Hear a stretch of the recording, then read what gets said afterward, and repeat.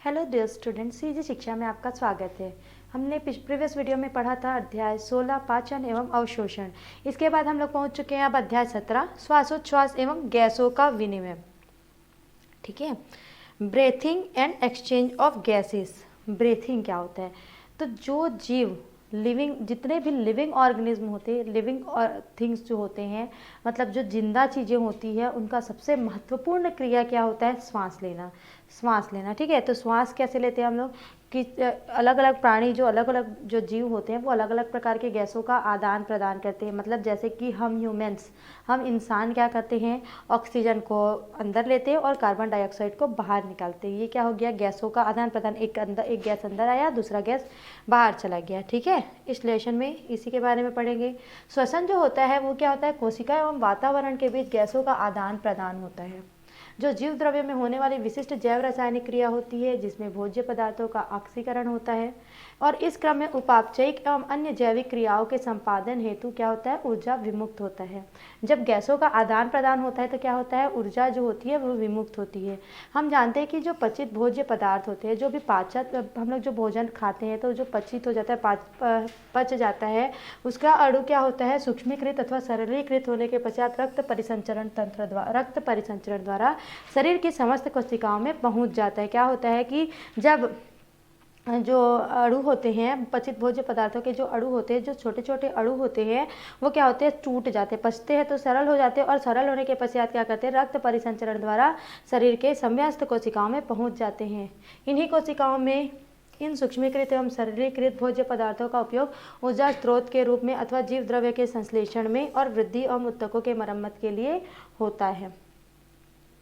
जंतुओं में कोशिकाएं जो होती है वो उपापचयी क्रियाओं के संचालन हेतु लगातार ऑक्सीजन ग्रहण करती है, जिसके फलस्वरूप ऊर्जा निष्कासित होती है। जब क्या होता है?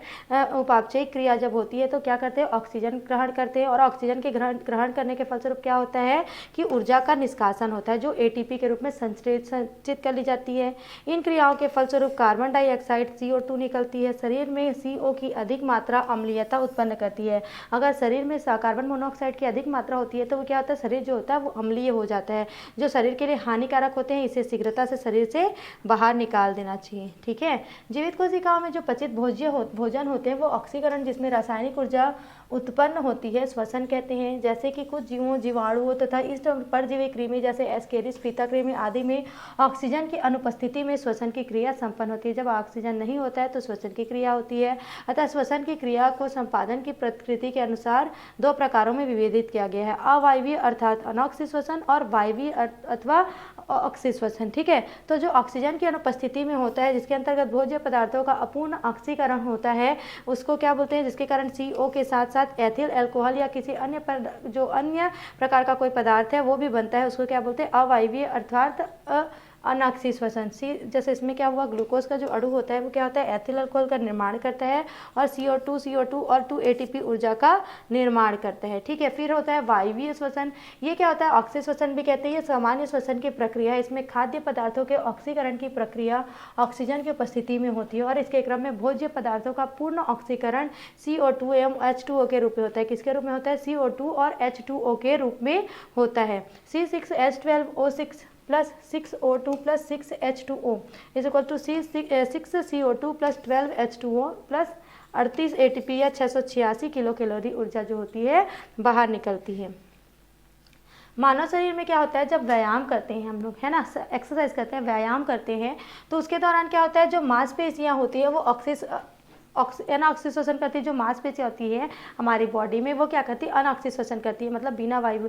उस क्रम में लैक्टिक अम्ल का निर्माण होता है। लैक्टिक अम्ल की पेशियों में जमाव ही थकान की अनुभूति विकसित करता है। माइटोकॉन्ड्रिया की अनुपस्थिति के कारण, जब माइटोकॉन्ड्रिया नहीं होती तो क्या होता है? लाल रक्त का RBCs में भी अनऑक्सीश्वसन होता है। आंखों में, कॉर्निया में रक्त कोशिकाएं नहीं होती। जो आंखों की कॉर्निया होती है उसमें ब्लड कैपिलरीज नहीं होती, अतः इनमें भी अनऑक्सीश्वसन होता है। आंखों की जो कोशिकाएं होती है उनमें एक ब्लड कैपिलरी नहीं होते हैं, रक्त की कोशिकाएं नहीं होती है, इसलिए इसमें क्या होता है, अनऑक्सी श्वसन होता है। श्वसनीय सतह के लक्षण या वातावरण के साथ सीधे संपर्क में होना चाहिए। श्वसन सतह जो होता है श्वसनीय गैसों के पारगम्य होना चाहिए, नम होना चाहिए, अत्यधिक पतला होना चाहिए, पृष्ठीय क्षेत्रफल बहुत बड़ा होना चाहिए और श्वसनीय सतह अत्यधिक रक्त वाहिनियों युक्त होना चाहिए। गैसीय आदान प्रदान, गैसियस एक्सचेंज, श्वसन जो होता है उसमें वातावरण के मध्य, श्वसन के प्रक्रम में जो कोशिका होती है और वातावरण के मध्य क्या होता है, गैसों का आदान प्रदान होता है। ठीक है, इसमें क्या होता है, श्वसन में प्रायः ऑक्सीजन का उपयोग होता है। इतना ही नहीं, श्वसन का कोई भी प्रकार क्यों न हो, CO2 का उत्पादन तो होता ही है। अतः जीवों के लिए श्वसन संपादन के क्रम में गैसों का आदान प्रदान होता है। इसको क्या बोलते हैं, गैसीय विनिमय कहते हैं। क्या बोलते हैं, गैसीय विनिमय। वे अंग जो गैसीय आदान प्रदान की प्रक्रिया को संभव बनाते हैं उसे श्वसनांग कहते हैं। जहाँ तक गैसीय आदान प्रदान की बात है तो वहाँ श्वसनांग त्वचा, मुख, गुहा, क्लोम, फेफड़ा की सतह पर ही संपादित होता है, लेकिन श्वसन की क्रिया कोशिका के अंदर मुख्यतः माइटोकॉन्ड्रिया में संपन्न होती है। जीवों में श्वसनांगों के द्वारा ग्रहण किया गया ऑक्सीजन अपने ग्रहण स्थल से श्वसन स्थल तक पहुंचता है तथा वहां श्वसन के पूर्ण होने पर निकलने वाले CO को श्वसनांगों तक पहुंचाता है। गैसीय विनिमय के लिए आवश्यक होता है श्वसन अंग से श्वसन स्थल तथा वहां से पुनः श्वसन अंग तक गैसों का क्या होता है, यातायात या गैसीय परिवहन कहलाता है। यह प्रक्रिया जो होता है देहगुही द्रव में, जो देह गुहा का द्रव होता है, रक्त, लसिका तथा कोशिका द्रव के द्वारा विशरण या परासरण प्रक्रिया की सहायता से संपन्न होता है। गैसीय आदान प्रदान के प्रकार अगर उनके अंगों के आधार पर देखेंगे तो अलग अलग प्रकार से बांटा गया है। जैसे कि पहला है कोशिका सतह द्वारा श्वसन। कोशिका की सतह द्वारा गैसों का परिवहन जो होता है वो एक कोशिकीय जीवों, स्पंजों तथा सिलेंट्रेटस में होता है। इसमें जीव की कोशिकाएं जो होती है सीधे जल के संसर्ग में रहती है तथा सामान्य पराशरण प्रक्रिया द्वारा O2 का ग्रहण कर CO और परित्याग संभव होता है। उदाहरण है अमीबा, पैरामीशियम, यूग्लिना आदि। फिर है क्लोमीय श्वसन। गैसों का आदान प्रदान जो होता है क्लोम के द्वारा होता है। इस प्रकार का जो श्वसन होता है वो जलीय जंतुओं में होता है। ठीक है, उदाहरण है मछलियाँ, मेंढक और टैडपोल। फुसफुसीय श्वसन, इस प्रकार के श्वसन जो होते हैं वो विनिमय फेफड़ों के सक्रियता से संभव होता है। उदाहरण है मनुष्य, बंदर, गाय, भैंस या उच्च श्रेणी के जंतुओं में पाया जाता है। फिर है त्वचीय श्वसन। त्वचा के माध्यम से गैसों का जो आदान प्रदान होता है उसको बोलते हैं त्वचीय श्वसन। ठीक है, इसमें जंतुओं का जो त्वचा होता है वो नम होना आवश्यक होता है। उदाहरण है आपका केचुआ, नैरिस और मेंढक। क्लिक श्वसन एवं श्वसन नलिकीय श्वसन। कुछ जंतुओं में जैसे प्रायः कीटों में वायु का अवशोषण श्वास रंध्र एवं श्वास नली द्वारा होता है। श्वास रंध्र और श्वास नली द्वारा होता है। ऐसे जंतुओं में CO2 का निष्कासन इन्हीं रचना में रक्त घुलित होकर उपचर्म से विसरण से होता है। उदाहरण है मक्खी, मच्छर, कोलोक्टस आदि। श्वसनीय सतह का हमेशा भीगा होना आवश्यक है क्योंकि ऑक्सीजन और कार्बन डाइऑक्साइड का जल में विलयन होना उसके विसरण के लिए अत्यावश्यक होता है। अर्थात नमी होना गैसों के आदान प्रदान के लिए सबसे बड़ी आवश्यकता है। गैसों का आदान प्रदान सामान्य विसरण नियमों जैसे कि उच्च सांद्रण से निम्न सांद्रण की ओर होता है। श्वसन के चरण। श्वसन की प्रक्रिया 2 चरणों में पूर्ण होती है। पहला है बाह्य श्वसन। बाह्य श्वसन में क्या आता है कि यह स्थल कोशिका स्थल या फिर श्वसन स्थल तथा वातावरण के बीच गैसों का आदान प्रदान को जो क्या बोलते हैं बाह्य श्वसन कहते हैं। या 2 उपचरणों में पूर्ण होती है। गैसों का आदान प्रदान, इस प्रक्रिया में क्या होता है ऑक्सीजन अंदर जाता है और कार्बन डाइऑक्साइड को बाहर किया जाता है। यह क्रिया श्वसन अंगों जैसे कि त्वचा, क्लोम, फेफड़ों आदि की सतह पर संपन्न होती है। फिर है श्वसन गैसों का यातायात। इस अवस्था में श्वासोच्छ्वास में जो ग्रहण की गई, जब सांस लेते हैं तो जो ग्रहण की गई ऑक्सीजन होती है उसका श्वसन कोशिकाओं तथा श्वसन में बनी हुई जो CO2 होती है उसको जल वाष्प से कोशिकाओं की सतह तक पहुँचाया जाता है। अल्प विकसित जंतुओं में परासरण तथा विसरण द्वारा, एक विकसित जंतुओं में यह रुधिर और लसिका द्वारा किया जाता है। फिर है दूसरा आपका श्वसन का चरण आंतरिक श्वसन। इसमें क्या होता है कोशिकीय श्वसन भी कहते हैं। या श्वसन का यह चरण जो होता है वो ऑक्सीजन की उपस्थिति या अनुपस्थिति में भोज्य पदार्थ का आंशिक या पूर्ण घटन कर ऑक्सीकरण तथा ऊर्जा के उत्पादन द्वारा परिमाणित किया जाता है। निकलने वाली ऊर्जा ATP के रूप में संग्रहित होती है जो कि आवश्यकता अनुसार विविध जैविक कार्यों में प्रयुक्त होती है। आंतरिक श्वसन का अगर रूपरेखा देखेंगे तो कार्बोहाइड्रेट जो होता है वो ग्लूकोज में, ग्लूकोज होता है पायरुविक एसिड में होता है, चेंज होता है। पायरुविक एसिड से क्या होता है 2 प्रकार के श्वसन होते हैं, अनऑक्सी श्वसन और ऑक्सी श्वसन। अनऑक्सी श्वसन का प्रोडक्ट क्या होता है एथिल अल्कोहल जो होता है प्लस CO2 प्लस ऊर्जा ATP के रूप में निकलता है। और ऑक्सी श्वसन में क्या होता है CO2 प्लस H2O निकलता है प्लस 38 ATP ऊर्जा का निकलता है। श्वासोच्छ्वास जो है वो पूर्ण श्वसन नहीं होता है, लेकिन श्वासोच्छ्वास को इस श्वसन का पर्याय मान लिया जाता है। इस को वैज्ञानिक दृष्टिकोण से दोनों में पृथक प्रक्रियाएं, दोनों में निम्नांकित सुस्पष्ट अंतर पाए जाते हैं। श्वासोच्छ्वास तथा श्वसन में अंतर। श्वासोच्छ्वास जो होता है ये पैसिक और यांत्रिक होता है। श्वसन जो होता है वो जीव द्रव्य या जैव रासायनिक क्रिया होता है। क्या होता है? जीव द्रव्य या जैव रासायनिक क्रिया। श्वासोच्छ्वास जो होता है इसमें ऑक्सीजन युक्त वायु का शरीर में अंतर्ग्रहण तथा कार्बन डाइऑक्साइड को बाहर निकाला जाता है, जबकि श्वसन जो होता है इसमें भोज्य पदार्थों का ऑक्सीकरण की प्रक्रिया होती है। श्वासोच्छ्वास जो होता है ये सदैव कोशिका के बाहर संपन्न होता है, जबकि श्वसन जो होता है वो कोशिका के अंदर होता है। श्वासोच्छ्वास में ऊर्जा का उत्पादन नहीं होता है, जबकि श्वसन में ऊर्जा निकलती है जो एटीपी के रूप में संचित की जाती है। श्वासोच्छ्वास जो होता है प्रकीर्णों पर निर्भर नहीं करता, जबकि श्वसन जो है प्रकीर्णों की क्रियाशीलता पर निर्भर करती है। फिर है नेक्स्ट आपका मनुष्य में श्वसन, रेस्पिरेशन इन मैन। मनुष्य और अन्य स्तनियों में जो श्वसन तंत्र होता है वो विकसित प्रकार का होता है। इसमें बहुत सारे अंग आते हैं जो जुड़कर एक तंत्र का निर्माण करते हैं और गैसों का आदान प्रदान करते हैं। ठीक है, जैसे फेफड़ा या फुसफुसिया योगदान अत्यंत महत्वपूर्ण होता है। मनुष्य में गैसीय विनिमय में भाग लेने वाले जो अंग हैं वो दो समूहों में बांटते हैं। पहले समूह में क्या होगा? वातावरणीय वायु को गैसीय विनिमय की सतह तक ले जाते हैं, और इस समूह में नासा छिद्र जो वातावरणीय वायु जो होता है उसको श्वसन अंगों में ले जाते हैं, जैसे कि नासा छिद्र, नासा मार्ग, कंठ, श्वासोनाल, ब्रोंकाई, ब्रेंकियल नलिका तथा फेफड़े। जबकि दूसरे समूह में वे अंग रखे जाते हैं जो वायु को ग्रहण करने तथा बाहर निकालने के लिए यांत्रिक रूप से कार्य करते हैं। इस समूह में पसलियां, पसलियों से संबंधित पेशियां, डायफ्राम और उदर पेशियां आते हैं। श्वसन अंगों के सभी वायु मार्गों की आंतरिक सतह पर श्लेष्म में झिल्ली का आवरण तथा तंतुमय उत्तक पाया जाता है। सब स्तनीय वर्ग के जंतुओं में श्वसन तंत्र की यह विशेषता होती है कि इसके अधिकांश जो अंग होते हैं वो दीवार की अस्थि या उपास्थि में पाए जाते हैं। ऐसी स्थिति होने में सबसे बड़ा महत्व यह है कि श्वसन के दौरान चिपकते नहीं, अर्थात हर समय इनमें वायु ही भरी रहती है। पहला है नाक या नसिका, जो मनुष्य के चेहरे पर प्रमुख द्वार के माथे के नीचे और बीच में दोनों आंखों के बीच में प्रारंभ होती हुई उभरी हुई रचना के रूप में होती है। यह बाहरी वायु को लगभग दो गोलाकार बाह्य नसिका छिद्र के द्वारा अपने संपर्क में रखती है। दोनों नसिका छिद्र जो होते हैं वो दो नसिका वेश में नेसल चैम्बर से क्या करते हैं? खुलते हैं। ये दोनों नासा पट्टिका तथा से पृथकित रहते हैं।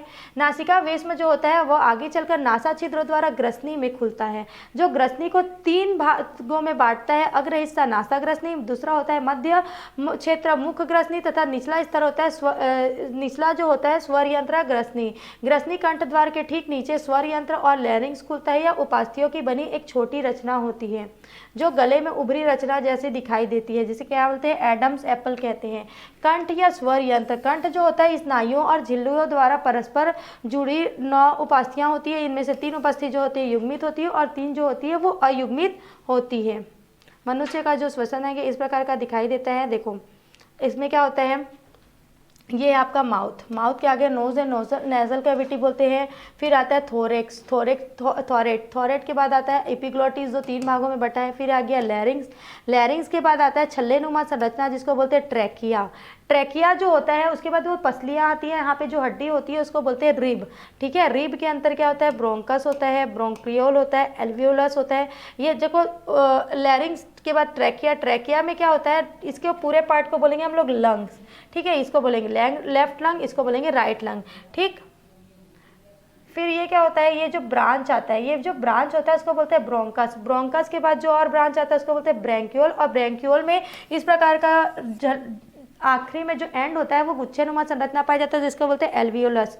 फिर है ये पेरिटियल और ये प्लूरा। ठीक, और इनके बीच में दोनों लंग्स के बीच में स्पेस होता है, इसको बोलते हैं स्पेस ऑक्यूपाइड बाय हार्ट, जो हार्ट के द्वारा फुलफिल होता है। फिर अयुग्मित उपास्थियाँ, इसमें क्या होती है? ये अपेक्षाकृत बड़ी होती है। इसमें कौन कौन सी चीज़ आता है? तो थायराइड उपास्थि होती है, बड़ी ढाल के आकार की होती है या सामने की ओर काष्ठीय उभार बनाती है जिसे टेंटुआ कहते हैं। मुद्रिका उपास्थि या थायराइड उपास्थि के ठीक नीचे होती है। इसका आकार जो होता है नगदार अंगूठी की भांति होता है, जो नग लगाता है स्टोन उसके भांति होता है। घाटी ढक्कन, इपिग्लोटिस जिसको बोलते हैं, घाटी ढक्कन वो जो लटका रहता है ना, घंटी जिसको बोलते हैं, पत्ती के समान उपास्थि होती है जो थायराइड उपास्थि की आंतरिक सतह से नीचे की ओर जिह्वा की छत पर प्रक्षेपित होती है। भोजन निकलने के समय कष्टहार को ढककर भोजन को उसमें प्रवेश करने से रोकती है। फिर है युग्मित उपास्थियां। ये उपास्थियां अपेक्षाकृत छोटी होती है, इनके 3 जोड़े होते हैं। एरिटिनाइड उपास्थि पिरामिड आकृति वाले 2 छोटी उपास्थियां जो मुद्रिका उपास्थि के चौड़े भाग के शीर्ष पर स्थित में पाई जाती है। यह उपास्थियों से ध्वनि स्नायु द्वारा जुड़े रहते हैं। फिर श्रृंगी उपास्थियां, यह ग्रंथियाओं के समान अति छोटी 2 उपास्थियां होती है जो एरिटिनाइड उपास्थियों के ऊपरी सतह से जुड़ी रहती है। फिर एक क्यूनिफॉर्म उपास्थियां, ये एक जोड़ी लंबी तथा सक्रिय उपास्थियां होती है जो श्रृंगी उपास्थियों के ऊपर पाई जाती है। फिर है कंठ। कंठ के प्रत्यास्थ स्नायुओं को ही वास्तविक स्वर रज्जु ट्रू वोकल कॉर्ड कहते हैं। इनके बीच जो दरार होती है उसके सामने छिद्र ग्लॉटिस कहलाता है। जो घंटी होता है ना उसको ग्लॉटिस बोलते हैं, ठीक है।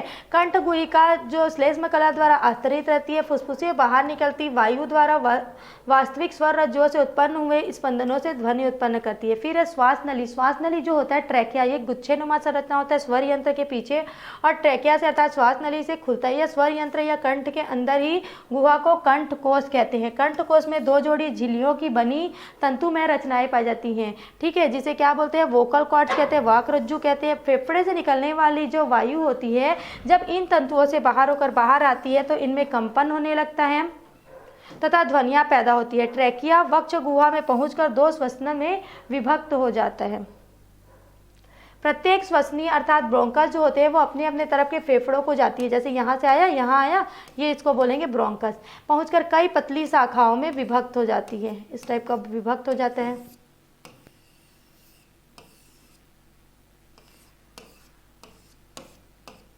इस टाइप का विभक्त हो जाता है ना, तो जिन्हें ब्रोंक्यूल्स कहते हैं। इन विभक्त शाखाओं को क्या बोलते हैं, ब्रोंक्यूल्स कहते हैं। प्रत्येक ब्रोंक्यूल जो होता है पुनः 2 से 11 शाखाओं में बढ़ जाता है जिन्हें वायु कोशिका वाहिकाएं कहते हैं, एल्वियोलर डक्ट्स कहते हैं। फिर प्रत्येक वायु कोशिका वाहिनी का जो अंतिम सिरा होता है वो फूल जाता है और छोटे कोषों के समान कार्य करता है जिन्हें क्या बोलते हैं, वायु कोश या एल्विलाई कहते हैं।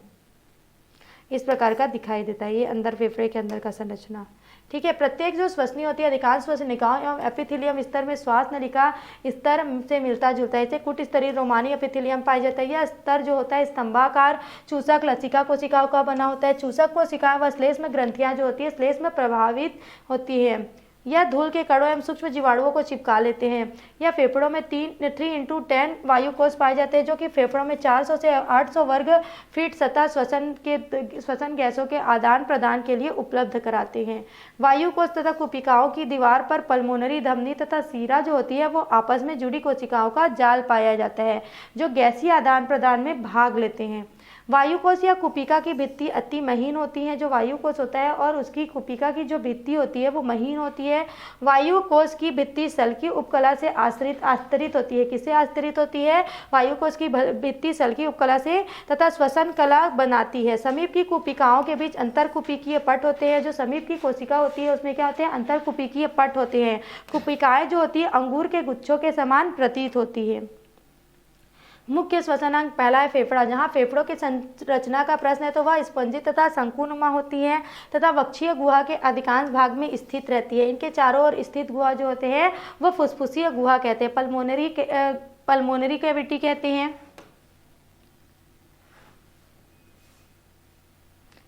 ट्रंकिया ब्रोकाई और रक्त परिवहन, ये जो फेफड़ा होता है इसके मध्य में क्या होता है, हार्ट होता है जो क्या होता है, जुड़ा होता है, ठीक है।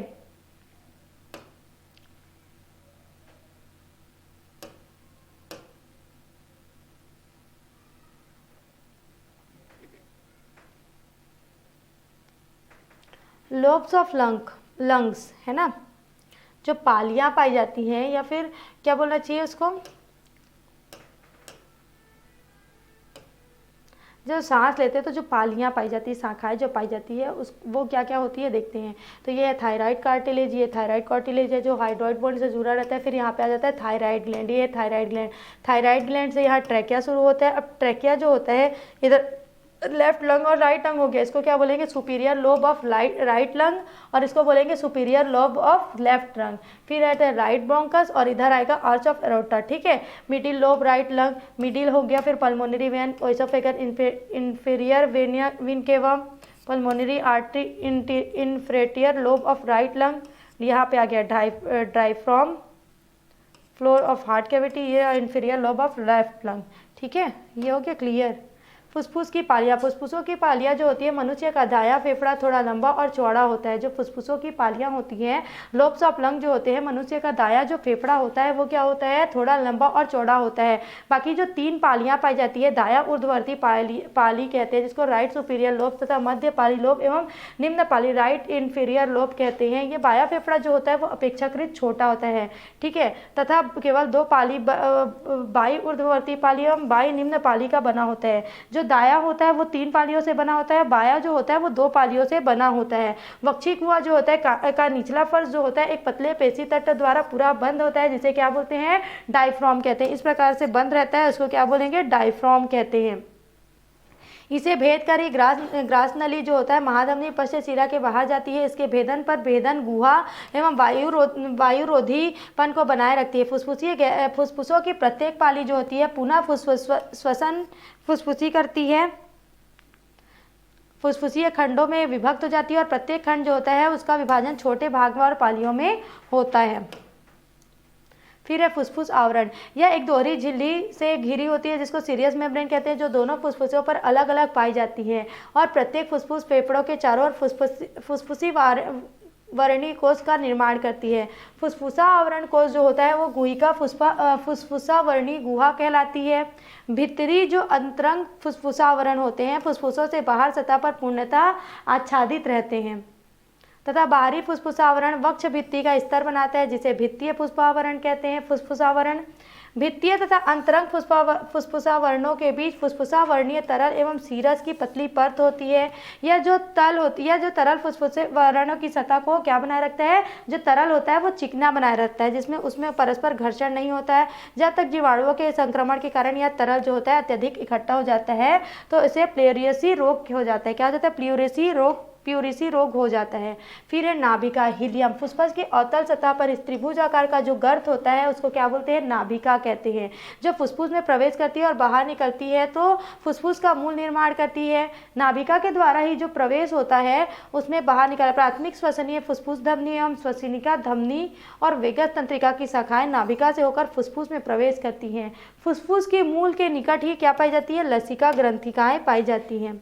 फेफड़ों की आंतरिक संरचना का देखेंगे तो इसमें क्या पाया जाता है, एल्विलॉय में पहुंचने तक वायु नलियों का शाखाविन्यास ब्रांचिंग जो होता है उसके परिणाम से प्रत्येक फेफड़े में वायु नलिकाओं की एक वृक्ष जैसे ब्रांचेस की संरचना बन जाती है, जिसे क्या बोलते हैं, श्वसनीय वृक्ष, रेस्पिरेटरी ट्री कहते हैं। अगर क्रियात्मक भाग में देखेंगे तो श्वसनीय वृक्ष को 2 भागों में बांटा गया है। पहला है श्वसन क्षेत्र और दूसरा है श्वासनाल से श्वसन क्षेत्र। श्वासनाल से लेकर श्वसन नलिकाओं का भाग संचालन क्षेत्र होता है। इस भाग का उपयोग वायु के संचालन हेतु होता है। छोर आगे की कुपिकाओं तक का भाग श्वसनीय क्षेत्र होता है तथा आगे के भाग में उपस्थित जो कुपिकाएं होती हैं उनमें वायु और रुधिर के मध्य गैसों का विनिमय होता है। प्रत्येक फेफड़े जो होते हैं उन्हें लगभग 35 करोड़ कुपिकाएं पाई जाती है और प्रत्येक कुपिका जो होती है वो पतली दीवारों के रूप में एक थैलीनुमा संरचना की ओर बढ़ती है, ठीक है। ये जो होता है संयोजी उत्तक का बना होता है। संयोजी उत्तक से क्या होता है, रुधिर का घना जाल पाया जाता है। ये कोशिकाएं कुपिकाओं में भरी रहती हैं।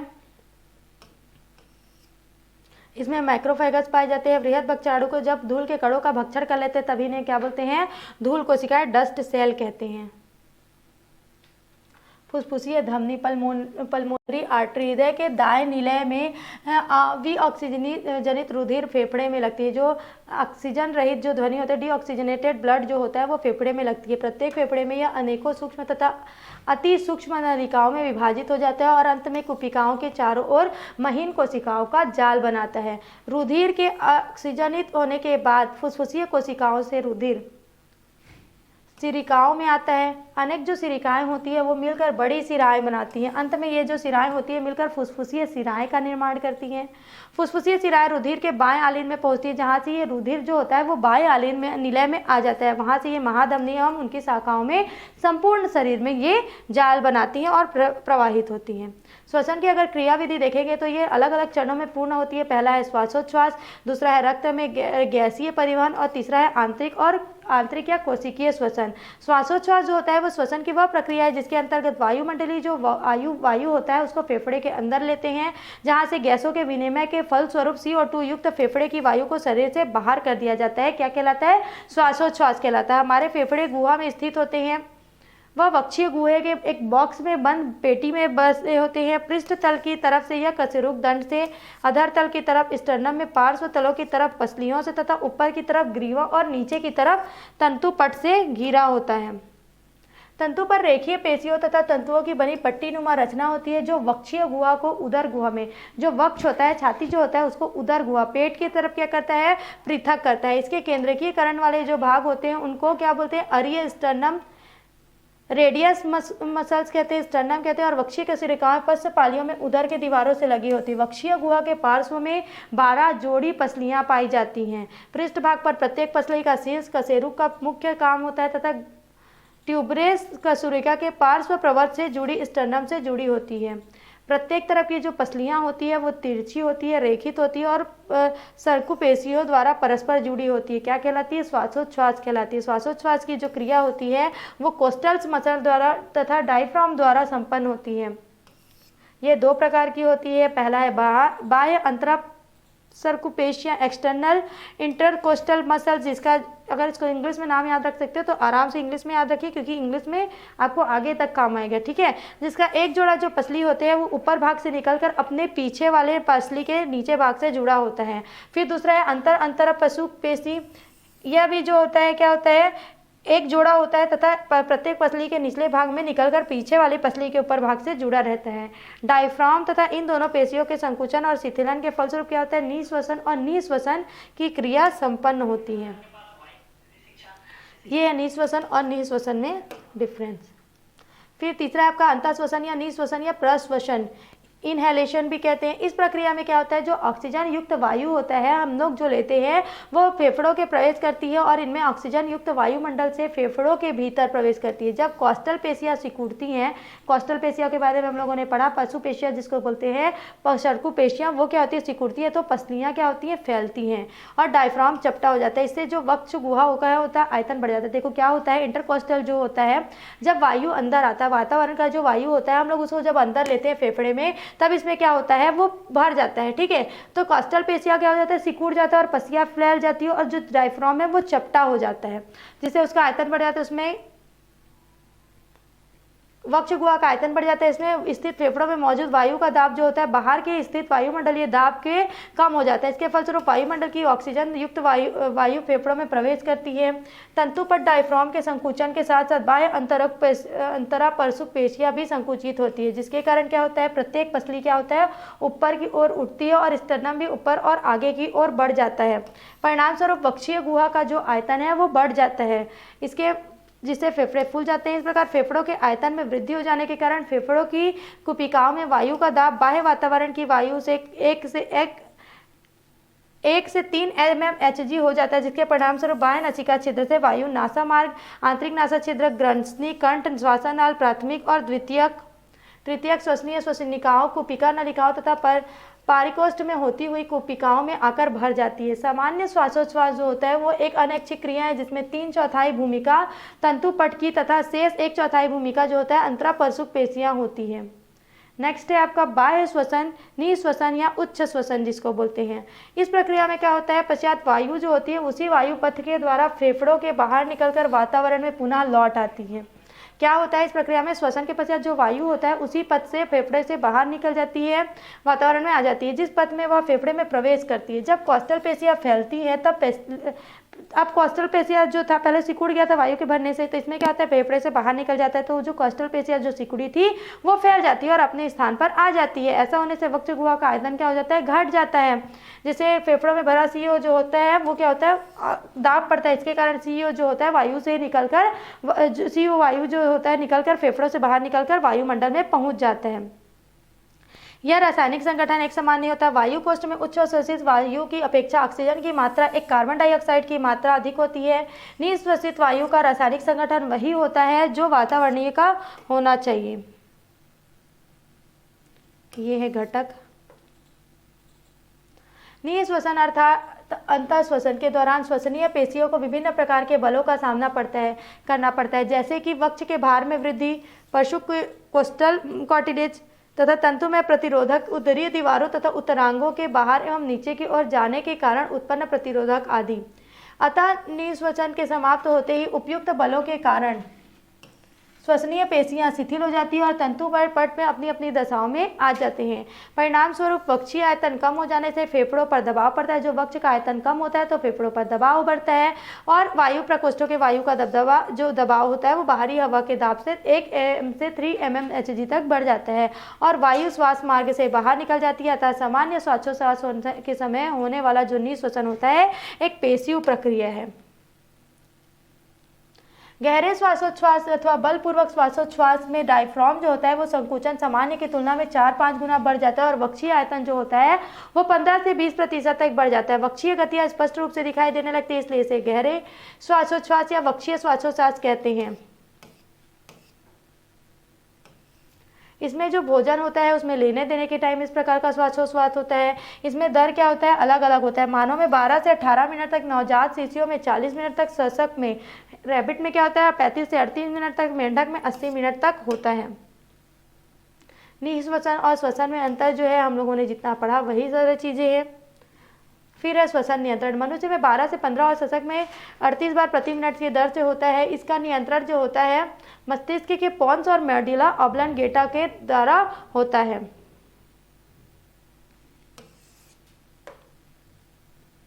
जंतुओं में श्वसन दर जैसे कि मनुष्य में जो तो श्वसन दर होता है 12 से 15 प्रति मिनट, शिशु में 44 प्रति मिनट है ना, खरगोश में 38, कबूतर में 36, बंदर में 31 पर मिनट होता है। फेफड़ों में वायु का आयतन एवं धारिता। श्वासोच्छ्वास की प्रक्रिया के अंतर्गत फेफड़ों में निकलने वाली वायु की मात्रा जो होती है वो सदैव एक जैसी नहीं होती, बल्कि परिस्थिति जैसे भी संतुलन होता है परिस्थिति का वैसा बना रहता है। तो इसमें क्या होता है, जो वायु की मात्रा होती है उसको वासमापी कहते हैं। इसके वासमापी से नापा जाता है। इस स्थिति में क्या होता है, फेफड़े तथा शेष श्वसन अंगों की वायु धारण क्षमता को फुसफुसीय गैस आयतन कहते हैं। विभिन्न स्थितियों के अनुसार फेफड़ों की वायु धारण क्षमता जो होती है वो अलग अलग होती है, जिसे निम्न रूप में व्यक्त किया जा सकता है। पहला है ज्वारीय या प्रवाही आयतन। यह वायु का वह आयतन है जो एक श्वासोच्छ्वास के दौरान लिया जाता है और छोड़ा जाता है। यह वायु के उस आयतन को व्यक्त करता है जो एक श्वासोच्छ्वास के दौरान पूरे श्वसन तंत्र में स्थानांतरित की जाती है। एक सामान्य व्यक्ति में देखेंगे तो इसका मान जो होता है वो 500 मिलीलीटर होता है। निःश्वसन आरक्षित आयतन, इसमें क्या होता है कि बलपूर्वक निःश्वसन के दौरान ग्रहण की गई वायु के आयतन को निःश्वसन आरक्षित आयतन कहते हैं। इसका मान 2000 से 3500 मिलीलीटर होता है। निःश्वसन आरक्षित आयतन, सामान्य निःश्वसन के दौरान बाहर के आयतन टीवी सहित बलपूर्वक निःश्वसन को के गई वायु के दौरान बाहर की गई वायु जो होता है उसको निःश्वसन आरक्षित आयतन कहते हैं। इसका मान जो होता है लगभग 1000 से 1100 मिलीलीटर के बराबर होता है। अवशेषीय आयतन, बलपूर्वक किए गए निःश्वसन के बाद फेफड़ों तथा श्वसन मार्ग के बीच बची हुई वायु के आयतन को अवशोषी आयतन कहते हैं। इसका मान जो होता है लगभग 1500 से 1100 मिलीलीटर होता है। जैव क्षमता या जैवीय क्षमता, यह वायु का वह अधिकतम आयतन है जिसमें जो व्यक्ति जो होता है वो एक बार में निःश्वसन द्वारा ग्रहण और निःश्वसन के द्वारा त्याग सकता है। यह नर में लगभग 4500 मिलीलीटर तथा मादा में 3000 मिलीलीटर के बराबर होता है। एथलीट्स और पर्वतारोही में अगर देखेंगे तो इसका मान ज़्यादा होता है। इसका मान टाइटल जो होता है वो मान टाइटल टीवी जो बोलते हैं वो फेफड़ों के निःश्वसन आरक्षित आयतन IRV एवं निःश्वसन आरक्षित आयतन के बराबर होता है, जिसको whittle capacity = TV + P IRV = ERV कहते हैं। विभिन्न फुसफुसीय वायु आयतन तथा फेफड़े की जो क्षमताएं इस प्रकार से हम लोग शो कर सकते हैं। फिर है संपूर्ण फुसफुसीय आयतन। अधिकतम प्रयास के बाद निःश्वसन के दौरान, जब बहुत ज़्यादा प्रयास कर लेते हैं तो निःश्वसन जब होता है तो उसके दौरान जो फेफड़े होते हैं और श्वसन मार्ग के द्वारा ग्रहण की गई वायु के आयतन को क्या बोलते हैं, फुसफुसीय क्षमता कहते हैं। इसका मान जो होता है फेफड़ों की जैव क्षमता और अवशेषी क्षमता के योग के बराबर होता है, अर्थात 5000 से 6000 मिलीलीटर होता है। TLV = IRV + TV + ERV और RV। क्रियात्मक आयतन, फंक्शनल वॉल्यूम, यह वायु का वह आयतन है जो कि एल्वियोलाई में उपस्थित होता है तथा गैसीय आदान प्रदान में भाग लेता है। इसका जो मान होता है वो लगभग 2300 मिलीलीटर होता है। मृत अवकाश वायु, डेड स्पेस एयर, यह वायु का वह आयतन होता है जो कि ट्रैकिया, श्वसन ब्रैंक्यूल एवं एल्वियोलाई के बाहर उपस्थित होता है। यह वायु श्वसन में भाग नहीं लेती। इसकी मात्रा जो है लगभग 140 मिलीलीटर होती है। फिर है निःश्वसन धारिता, यह वायु का आयतन है जो अधिकतम या पूर्ण निःश्वसन द्वारा सामान्य उच्छ्वास के बाद फेफड़ों में ली जाती है। इसका जो मान है वो प्रवाही आयतन प्रवाही आयतन बोल सकते हैं इसको, वॉल्यूम है ना VT तथा निःश्वसन आरक्षित आयतन IRV का योग होता है। इस प्रकार से शो कर सकते हैं। फिर 10वां है आपका निःश्वसन धारिता। एक्सपायरेटरी कैपेसिटी ईसी, यह अधिकतम वायु है जो एक व्यक्ति के सामान्यतः निःश्वसन के बाद श्वसन कर सकता है। इसका मान जो होता है निःश्वसन पर आरक्षित आयतन ERV और प्रवाही आयतन VT के योग के बराबर होता है। फिर है 11वां आपका कार्यात्मक अवशेषी धारिता फंक्शनल रेसिड्यूअल कैपेसिटी FRC बोलते हैं। यह वायु की वह मात्रा होती है जिसमें प्रवाही उच्च श्वास जो होता है उसके अंत में फेफड़ों के अंदर बनी रहती है, जो होता है निःश्वसन आरक्षित आयतन एवं अवशेषी आयतन के योग के बराबर होता है। फिर है 12वां फेफड़ों की कुल धारिता TLC, यह वायु का अधिकतम आयतन है जो अधिकतम निःश्वसन के बाद फेफड़ों में उपस्थित होता है। यह जैव क्षमता VC एवं अवशेषी आयतन RV के योग के बराबर होता है। निःश्वसन आरक्षित आयतन एवं निःश्वसन आरक्षित आयतन में अंतर। फिर है आपका नेक्स्ट टॉपिक आंशिक दाब। आंशिक दाब वह होता है जिसमें प्रत्येक में गैस के अन्य गैस जो होते हैं वो स्वतंत्र अपना दाब उत्पन्न करती है, क्योंकि जो गैसों के अणु होते हैं वो दूर दूर होने के कारण एक दूसरे से हस्तक्षेप नहीं कर सकते। तो प्रत्येक जो गैस होते हैं उनमें उत्पन्न जो दाब होता है वो आंशिक दाब कहलाता है। संपूर्ण वायु का दाब वायुमंडलीय दाब कहलाता है। इसका जो मान होता है वो सामूहिक रूप से 760 mmHg होता है। विभिन्न गैसों का आंशिक दाब उनकी आनुपातिक सांद्रता के बराबर होता है। गैसों का अगर आंशिक दाब देखेंगे तो प्रयुक्त सूचक शब्द P, आंशिक दाब के लिए हम गैसों का प्रतीक चिन्ह जो है वो संयुग्मक है। उदाहरण PO2, PCO2, PN2, इन गैसों का आंशिक दाब क्या है, इस प्रकार से दर्शाया जा सकता है।